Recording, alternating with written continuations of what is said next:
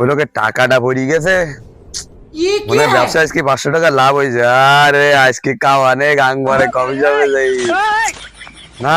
যাক, শুনেছি টাকা পড়ে গেলে মানুষের 3 বার বলা লাগে, কার টাকা খোঁজ করা লাগে। খুঁজি দেখি, যদি না পাই তাহলে আজকে খাওয়ানে 500 টাকা ব্যবসায় লাভ হয়ে যায় আমার। ও ভাই, আপনার টাকা পড়ে গেছে। কি মাথার সমস্যা নাকি? ও ভাই, আপনার টাকা পড়ে গেছে। ও ভাই, আপনার টাকা পড়ে গেছে। আসলে এর মাথার সমস্যা।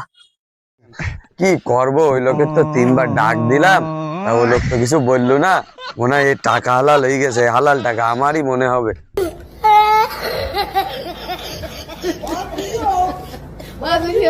Oh my God, what kind of